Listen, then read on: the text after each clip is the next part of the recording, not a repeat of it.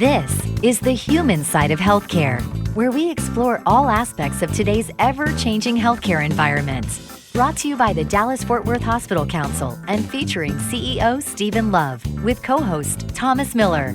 Now, let's make healthcare human again. And welcome to the human side of healthcare. Glad you're with us today. And many of us experience a problem known as carpal tunnel syndrome. We're delighted we've got Dr. Shaun Garff with us today. He's a sports medicine specialist at Methodist Mansfield Medical Center. Dr. Garff, welcome to the show.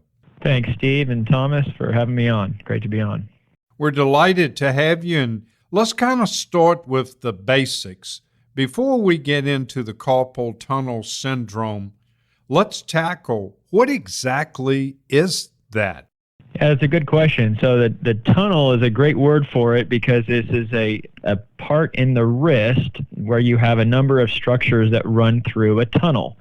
And you have a number of tendons and nerves and blood vessels and so forth. So this is a specific structure where you have a nerve called the median nerve that passes through.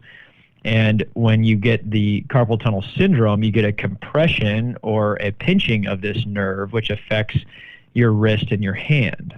So let me ask you this. How common is it for people to have carpal tunnel syndrome? A very common problem we see today in carpal tunnel syndrome, where you get about roughly 10% of the female population and 5% of the male population that have some form or fashion of carpal tunnel syndrome. We see about, on average, recently studies show about 13 million cases of carpal tunnel syndrome are diagnosed in the United States every year. What are some of the signs or symptoms that alert people, hey, I may have this disorder? I think the primary thing people think of when they hear carpal tunnel syndrome is pain or numbness into the wrist and hand, and specifically people will talk about their thumb, index, and middle fingers feeling this sort of numbness and tingling. Oftentimes we get people complaining, and when they wake up at night they feel like they got to shake their hands, like their hands are always falling asleep. That's a really common complaint that we get. So numbness and tingling and pain associated with activity can be the signs that you look out for. You know, with people using keyboards, texting, playing games, is that contributing to this problem?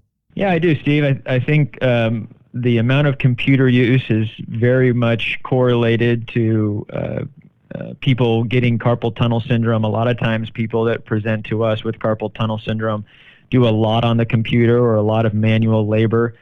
In fact, I take care of some e-sport athletes, which is a new trend developing where these are athletes that do a lot of gaming, and a lot of them are getting carpal tunnel at an early age because of how much they're using the controllers and things like that.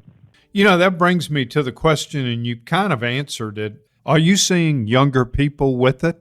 Yeah, we are. Part of that is the younger population. Can be some genetics that play a role into that. A lot of times with carpal tunnel, we see that mom or aunt or grandma or someone else had it in the family. But I do think there's also a correlation to the amount of screen time that we're seeing in younger kids, both from a video game standpoint and also a texting or a phone standpoint. And then obviously a lot of computer use from school and then into work as well. What are some of the treatments available? Well, we encourage people to get on top of this earlier because whenever you're dealing with a nerve that's being compressed, the sooner you can relieve that compression, the better it is. So we ask people to come in early and get it evaluated, and most of the patients respond very well to a conservative treatment approach, which would consist of splinting or bracing at night, especially when your tendency is to kind of bring the wrist in or flex the wrist. So the splint helps keep that wrist open. And again, you think about the word tunnel, and if you try to keep the tunnel open, then that nerve gets less compressed. So we do things like splinting, icing to help decrease inflammation, medications to help decrease inflammation, stretching and rehab and therapy techniques can help. So these are kind of the first line conservative therapy options that we discussed with most of our patients, and they do very well with people who have mild to moderate symptoms. So let me ask you this. While people are being treated, can they continue to use a computer, or do they have to stop totally while they're going through this treatment option? No, they definitely not stop. I mean, that's part of people's livelihood, is to be on the computer or the phone or whatever they need to be on. And so we definitely want to get them in a position where they can continue those things. A lot of times people will actually wear the wrist splints or the guards while they're on the computer to help keep a better posture. We also talk to a lot of people about the ergonomics of their workspace and their work environment. A lot of times now when we're dealing with a lot of home-based offices and people working from home, we're getting a lot of ergonomic issues because they don't have the right setup at their home. And so they're working on their couch or their bed as opposed to being at a desk with a good height and good support. So we do talk to a lot of people that have these overuse type injuries or these pinching of the nerves like carpal tunnel. We talk to them a lot about their ergonomics and how they have things set up. So for our listeners out there, let's assume they come to you, you give them one of these treatment options, they're wearing a brace, and they get much better. Do they have to continue wearing a brace, or can you stop, and does it reoccur? Yeah, once the symptoms have gone down, people will sometimes stop and just use the brace intermittently. It definitely can recur.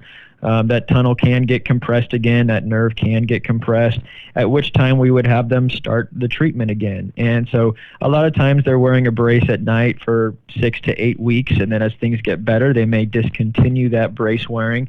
But then as soon as the symptoms start to flare back up, they might go back to that. Some people have really good relief. They never have to use them again, and other people have such bad compression that they basically feel much better if they sleep in the splints, ongoing. So it just depends on the level of problem or how bad the carpal tunnel is.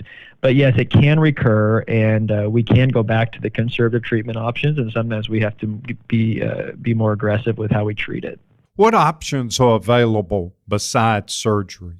Yeah, there's some other treatment modalities that we often will get people in to see a physical therapist that can do some ultrasound treatment, some shockwave therapy, some different types of things like that.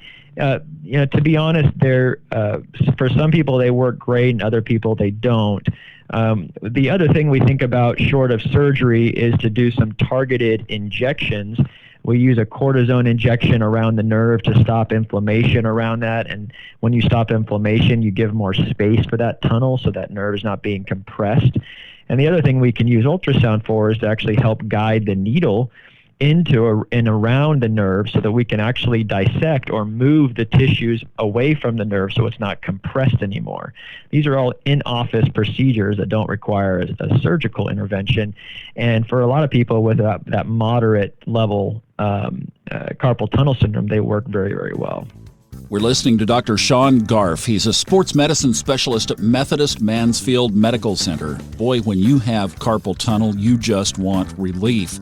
And Dr. Garff is going to tell us about an exciting new technology that is revolutionizing treatment of carpal tunnel. This interview is also on our podcast, The Human Side of Healthcare. We will be right back. Stay with us. This is The Human Side of Healthcare, where we feature healthcare's hottest topics and what our North Texas area hospitals are doing to make healthcare human again. Welcome back. If you've ever known anybody with carpal tunnel or struggling with pain in that wrist area, you know how difficult it is to function in modern society with it. We're talking with Dr. Shaun Garff. He's a sports medicine specialist at Methodist Mansfield Medical Center, and you are about to hear of a new cutting-edge frontline technology for carpal tunnel. Dr. Garff, leading into that, what are the procedural options available? At this time, there's currently 3 different options for a surgical treatment. Most aggressive and most well-known is the open procedure, where you have about 1 inch to 1.5 inch scar going vertically on the wrist. And that's done under general anesthesia, just like a regular surgery would, and they're actually visualizing the nerve and releasing what's called the transverse retinaculum or ligament. that will help free up that nerve. So that's an open procedure. They also have an endoscopic procedure now, which is use of cameras like you would with a knee scope or a shoulder scope. People are familiar with that, but they actually use a little camera device to go visualize that ligament and free that up, which will give more space to the nerve as well. That's a lesser scar and a lesser incision. And then the third option, which is a much newer option, which we're seeing great results with, is an ultrasound-guided, we call it percutaneous release using a SX1 microknife.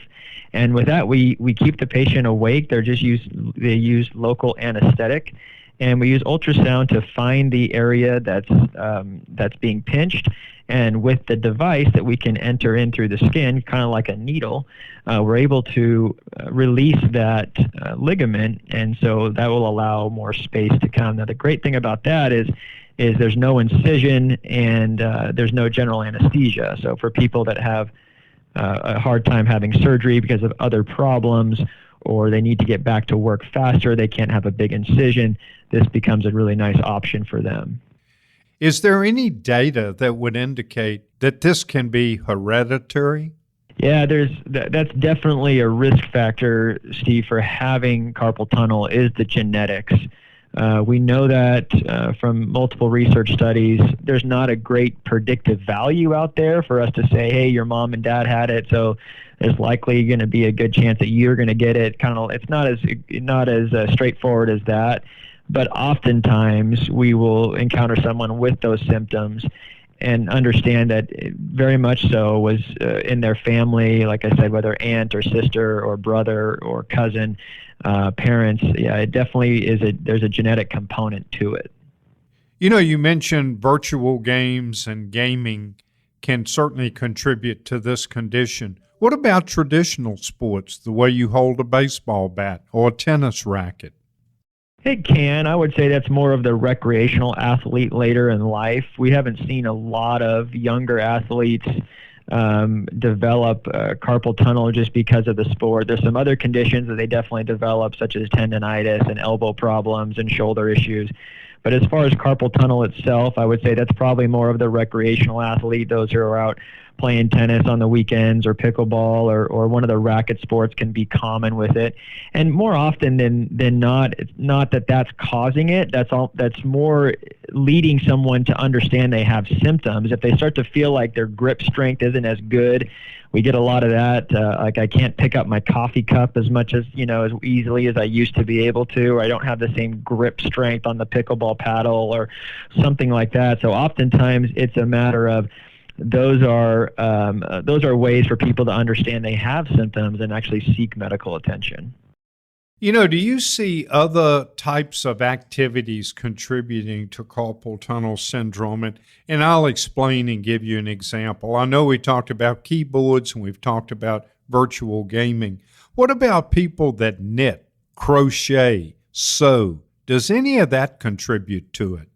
Very much so. We see a lot of people that do repetitive motions with their jobs, such as, if there's a factory line worker, they do the same thing over and over again. Or you mentioned a knitting or crochet, very much so. Hairstylists and barbers get it quite often.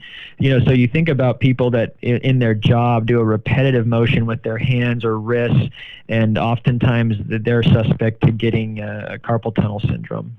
Is there any age you see it? I mean, I know we said people are younger as people are doing more video games, but is there kind of a age that you normally see this, or is it all over the board? Yeah, definitely the most common age group would be kind of 30 to 50 years old. And like I said, females have about a 2 times greater risk than males of developing carpal tunnel, again, probably just because of simple anatomy and how big that tunnel is and how much that nerve can get compressed.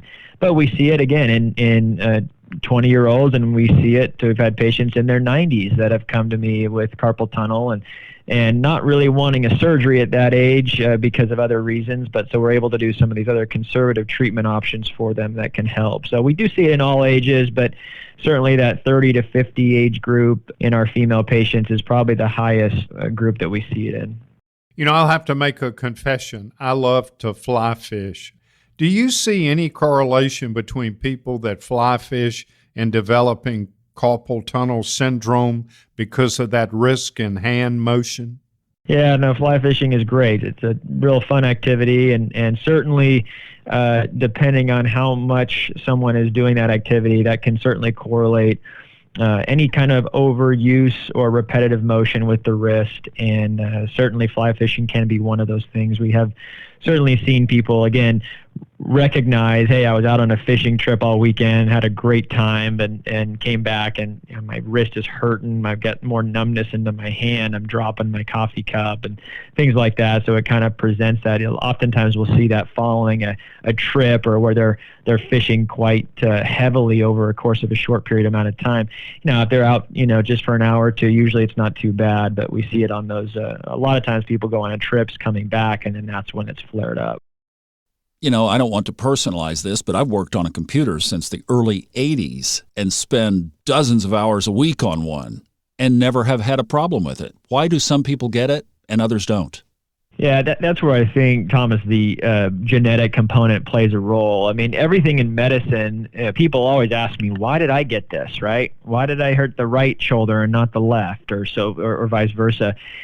The thing is we don't have all the answers to that. The bottom line really is it's a mixture of things that causes the compression of the nerve that leads to carpal tunnel. So it could be an anatomy base. We know that's a big factor in there, how big that tunnel is. It could be repetitive motion in some people. It could be other nerve-related diseases or illnesses. It could be diabetes or other types of medical problems that lead to it. It could be their general health. So there's a lot of things that contribute that. It could be vitamin deficiencies. So there's a lot of things that contribute, but again, we see, a factory worker that works right next to his coworker, and she gets it and he doesn't. So why does she get it and why does he didn't, right? They do the exact same job. So that's a great question. I think really probably the best answer we have for that is the fact that the genetics and the anatomy are different in those individuals. And just like somebody is, 5'9" and the other person's 6'2", and they can even be from the same family, but that's just their genetics, that's their makeup.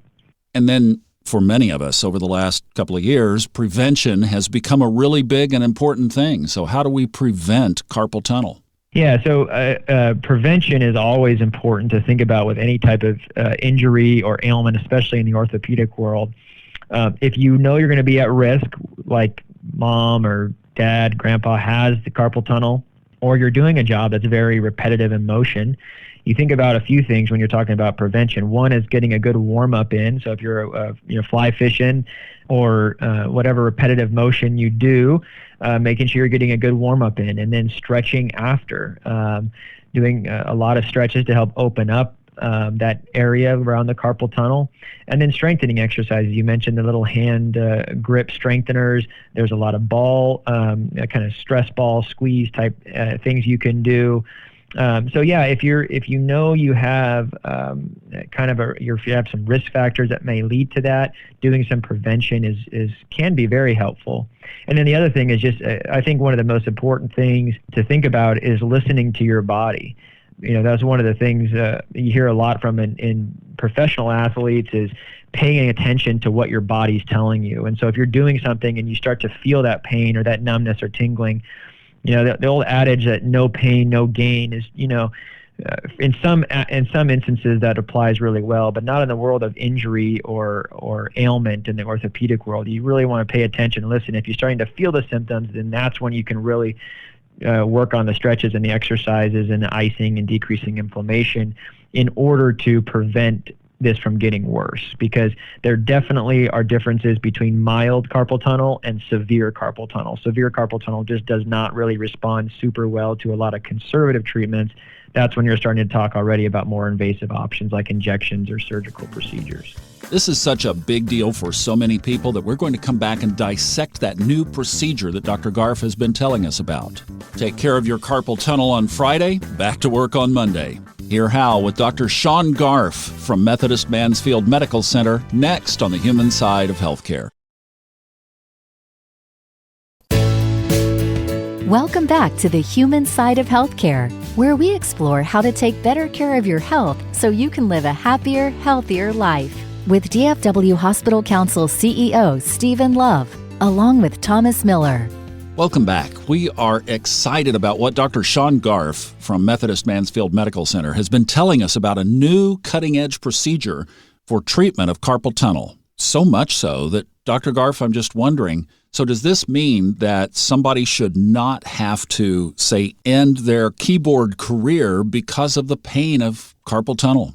Yeah, I believe we're past that. I mean, there's still a lot of apprehension around surgical treatment for carpal tunnel. On average, we talked about 13 million diagnoses a year on carpal tunnel syndrome. Roughly 3 million of those are indicated for surgery, but then less than 20% actually proceed with surgery. And I think the reason is a lot of people are still scared of being off of work, taking that time away, fear of going under general anesthesia, fear that it won't work. And those types of things, and having a procedure now that we can do under local anesthetic, and we can do on a Friday, and someone can be back to work on a Monday. That's unheard of with previous carpal tunnel surgery, and this really is the wave of the future to be able to get someone back that quickly. I mean, we literally have had people have the procedure done, released, symptoms are improved, and by the very next work day, they're back working in a manual labor type job. And so those things are happening already. So this is certainly the wave of the future, just like previously, to fix an ACL 25 years ago, you would have made a big old incision right in the knee, and now you would never do that. You make small poke holes and fix it arthroscopically. So absolutely the wave of the future, and I don't believe anyone should have to give up a career because of carpal tunnel. I believe there are a lot of good options and ways we can help them get out of the pain and allow the muscles to work properly so that they can do what they need to do. But again, it just real quick here to mention that nerve is what tells the muscle what to do. So if that nerve is being compressed for a long period of time, the muscle starts to die, starts to weaken, and you'll start to see atrophy in the muscle. So that's what you want to prevent. If you're having the symptoms, get it taken care of, so that you don't lead to that point where you don't have the muscle mass anymore and you can't get it back. I love technology stories in medicine because it's such a pioneering frontier. What has made this new technology possible for you guys?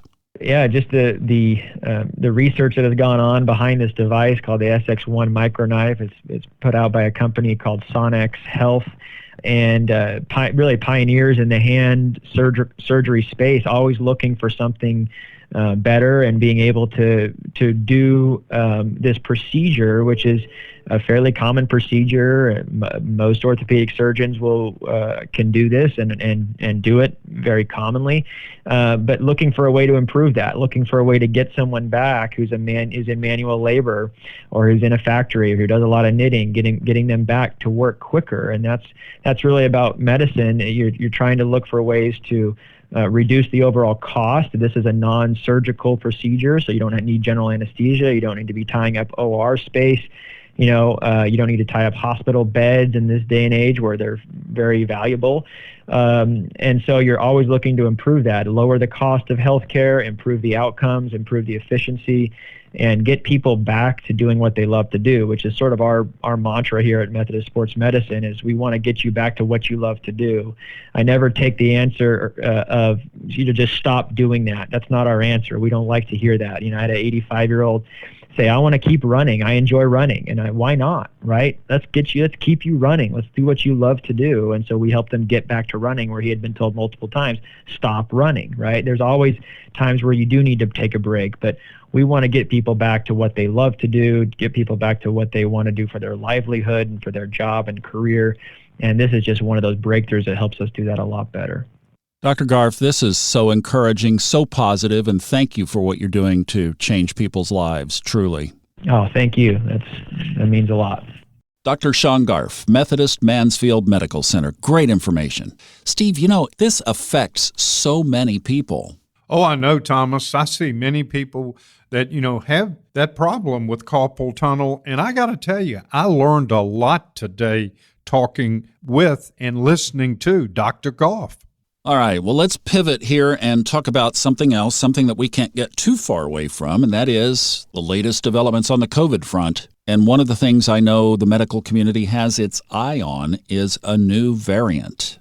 Yeah, it's called Mu. It's the Mu variant. It's not near as pronounced as Delta, and it's still relatively new, but we're still learning about it. And it's something that I think it would be good for our listeners to be educated about. Well, we have a great guest to do that, Dr. Nikhil Bhayani. He's an infectious disease physician advisor at Texas Health Resources. Dr. Bhayani, welcome to the program. Thank you very much. Good afternoon. You know, this newest variant we're hearing a little bit about is called the Mu variant. First, is that in North Texas? Sure. Just to reiterate, the Mu variant actually is the dominant strain that was first identified in Colombia, which was detected earlier this year in January. However, in the United States, the Delta variant still remains dominant. The Mu variant has not spread significantly. And after reaching a peak at the end of June, the prevalence of the Mu variant in the United States has steadily declined. This was recently detected in North Texas, and from what we know, it accounts for less than half of 1% of cases across states. So it's a very, very small percentage of all cases. Would you say, in comparing it to the Delta variant, would you say it is as dangerous, less dangerous, more dangerous? At this point, it is less dangerous than the Delta variant based on the studies that have come out. So as we know that the virus replicates, and the more it replicates, the more chances you can get variants. Do you have a lot of variants that really don't become of concern? You know, at this point, where the variants do become of concern is that if it's highly transmissible and also it is clinically relevant where we're seeing more and more people get sick. So let me ask you, would you say or can explain to our listeners the difference between a variant of interest and a variant of concern? So a variant of interest is the variant is transmissible. However, it's not as predominant compared to other variants associated with the virus. And also the clinical relevance, meaning how severe does it cause an illness in the human being. And the variant of concern, perfect example is the Delta variant. It is highly transmissible and does cause significant illness. Also, a variant of concern comes up when we start noticing variants in large studies that are not, where vaccines are not effective against that particular variant. You know, I know we've got vaccines out now. We all know that there are 3 vaccines that are out. For this Mu variant, even though it's kind of early in the process, would you say the vaccines are effective against it? You know, still more studies need to be done, but right now, the vaccines that we have available here in the United States, the Pfizer, the Moderna, and the J&J vaccine, thus far, there is some degree of effectiveness against the Mu variant, but definitely more studies have to confirm this. So let me expand just a little bit as we talk about variants. When we look at the Delta variant, which as you certainly indicated is a variant of concern, would you say the rate of infection there or how contagious it is probably the most contagious variant we've seen thus far for COVID? Based on what we have seen in terms of hospitalizations, the severity of illness, and how it's affected the younger population, I definitely would say that this has been the most profound variant out there. You know, as we look at the different variants, and including the Mu variant, what would you tell our listeners are really the best practices to protect yourselves from variants, regardless of what they're called? Right. So simple thing, and the simple thing here is, most importantly, get vaccinated follow the public health guidance, including the Centers for Disease Control when it comes to international travel. Most important thing that I would think about it this way: variants are going to be out there. The virus is going to be there. It's, for example, like if I get into my car, do I buckle my seatbelt? Of course I do. And we consider the vaccine as that seatbelt. We also want to wear a mask when we're in large crowds, keep a safe distance, just like when you do defensive driving. And that's how we will have to cope with these different variants that do come about. When you think in terms of variants, to help our listeners a little bit, I know each year we recommend to people to get their flu shot because you have different strands of the flu. And now you have COVID, we have different strands. Which would you say, the flu or COVID-19, can really replicate the quickest and create variants or mutations? It's definitely, we need to have more studies on that because the flu has been around a lot longer. This particular strain, this particular virus, SARS-CoV-2, has been around now for 18 months. We definitely could say that, we have seen quite a bit of strains emerge in the past 9 months, but definitely more studies would have to be done to compare at the rate the influenza virus and the SARS-CoV-2 are replicating and generating mutations. But at this point, we could really say that the SARS-CoV-2 is not far behind. We're talking with Dr. Nikhil Bhayani, infectious disease physician advisor at Texas Health Resources. Just a quick reminder that all of our interviews are on our podcast, The Human Side of Healthcare. It's on all the major podcast players. More on the zigs and zags of COVID-19 and what you need to know in order to stay safe in North Texas. Next on The Human Side of Healthcare. Stay with us. Covering the healthcare topics that matter most to North Texas. This is The Human Side of Healthcare with DFW Hospital Council CEO Stephen Love, along with Thomas Miller. Welcome back. We're continuing our conversation with Dr. Nikhil Bhayani. He's an infectious disease physician advisor at Texas Health Resources. And we're talking about the latest developments of COVID-19 and this new variant that we have our eye on, and although it's not a complete threat yet. Steve? You mentioned wearing masks is so important to help cut down the spread of this COVID-19 and even all of the variants it's had. Would you say that as we look to flu season, last year, because people were so diligent wearing their mask, we didn't have a big flu season. Is there a chance we could almost have like a twindemic this year? That is a very good question, and that is, of course, on everyone's minds too, that will we have a busy flu season? Necessarily, I wouldn't go as far as saying we would have a twindemic. I think we'll just have a busier flu season on top of the COVID that we have going around. And this is why it's very important that knowing what's going on in your community, if there's a high level of transmission, it would definitely be safe to wear a mask when you're in a public gathering. In your professional opinion, understanding infectious diseases and where we stand now, would you say there's a good chance we're going to have new variants emerge related to COVID-19? If we keep up this trend of the high transmission rate in the community, the more virus that is out there, we will see more variants because as the virus replicates, it will mutate. With children back at school, and many of them may be coming home asymptomatic, and we have 50% of the adults unvaccinated, it's easy for them potentially to infect some of the folks around them, especially adults that are unvaccinated. In your opinion, how many people really need to get vaccinated for us to really stop this virus from spreading? So that's what we're discussing. It almost sounds like at what point can we stop this virus or overcome this pandemic?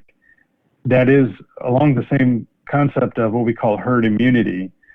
And given the fact that the Delta variant is highly transmissible and the infectious rate is quite prevalent, that number would almost have to be very close to 90%. I mean, you would, in order to absolutely stop this virus from replicating, which means 90% of the folks in the communities would have to be vaccinated or would have had to have the illness.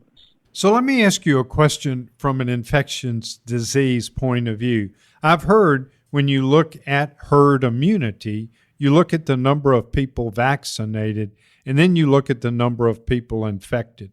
But if you're infected and develop antibodies, and let's say those antibodies wear off after 90 to 120 days, how can that keep you long-term in sync to get herd immunity?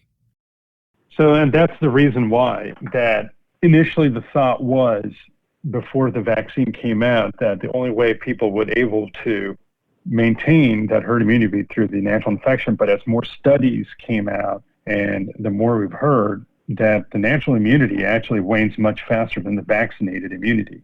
So that's why it is very important, in order, if we're going to achieve herd immunity, it's going to be through vaccination rather than natural immunity.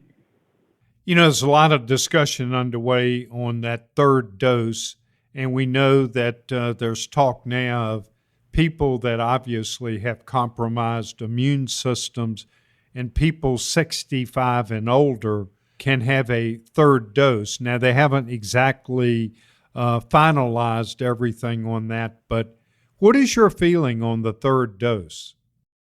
Definitely, my feeling on the third dose is that we look at what the FDA and also the CDC, the Advisory Committee on Immunization Practices, they're going to be looking at the research, the data that's all there, and I'm sure they're going to make the best decision and making sure the right group of people definitely get a third dose. Do you think by the end of this year, by the end of 12/31/2021, that we will have a vaccine for children that'll say ages 5 or 6 up to age 12? I think we will, especially after today, when Pfizer released their preliminary data and showed that the lower dose that was given to children between the ages of 5 to 12, or 5 to 11, I should say, has shown to provide a significant antibody response. So already Pfizer has submitted their paperwork for an emergency use authorization, and I'm thinking hopefully by November or December, for that matter, we will start hearing children between the ages of 5 to 12 getting vaccines. Well, thank you. You've given me great answers. I'm going to stop there and turn it over to Thomas. He always has excellent questions. When you look out, you drive by a full restaurant, or you see pictures of a concert online, or you see full stands at the sporting arenas, as a physician, what goes through your mind right now? When I see a stadium that's packed, given the circumstances that we're in, I'm thinking to myself that what can I do to keep others safe and keep myself safe? Most important thing is others. And that's where I think it just makes us realize, okay, how am I feeling? If I'm feeling good, I definitely would go, but would I want to wear a mask? I for sure would. Even though I'm vaccinated, but still I can be a colonizer of the virus. And I don't know the people around me who are not vaccinated. So definitely I want to keep others safe. And that's the first thing that comes through my mind. What about the Delta variant? What was special about it that it caught wings and flew while these other ones that we've heard of, these other Greek alphabet soup variants, didn't? I think where immediately the Delta variant caught everyone's attention here is, and first of all, it originated in India, how quickly it spread through their community. Granted, India is much larger population, but how quickly it infected their communities, their cities, their villages. They actually had a total healthcare meltdown over there, but they recovered very quickly. And then how quickly that particular strain made it around the globe. So that was the tipping point, was its incubation in India? That's where it caught fire? That's where it caught fire, how quickly it spread through the communities over there. Because initially in India, going back when the pandemic first started, they were reporting far fewer cases. Also, there was some research coming out of a few of the slums in Mumbai, India, that, herd immunity has been achieved. And then all suddenly, in the spring of 2021, more and more people are getting sick over there. And granted, they had a few religious holidays that were so-called super spreader events. More and more people are going in the hospital. And I think that's what caught everyone's attention. Granted, the Delta variant was not as prevalent here as in May and June. However, it was still spreading through the community, and just how quickly it took off and how it caused a surge here nationwide after the 4th of July weekend tells you that this is a strain that has been by far the most overwhelming during this pandemic. So as you guys were just talking about, will we ever get rid of COVID, or will we ever get rid of Delta? We definitely can slow the process down. The way we can slow the process down is more and more people get vaccinated. Dr. Nikhil Bhayani from Texas Health Resources, thank you very much for your thoughts and opinions and for being with us on the program. Steve, we learned of a tragic situation this week where a teacher and a student from the same high school in the Metroplex both died of COVID a week ago. We don't know the extenuating circumstances, but Steve, it said in the news reports that the teacher had even been fully vaccinated with the booster. So COVID is still very real among all of us. That's so true, Thomas, and we really have to realize we want everything back to normal, but we've got to be safe. When we get together at a football game, at school, at a family gathering, we've got to wear masks. Please get vaccinated. Let's all stay safe. Thanks so much for listening. We hope you enjoyed the show. Join us next week, and please stay safe.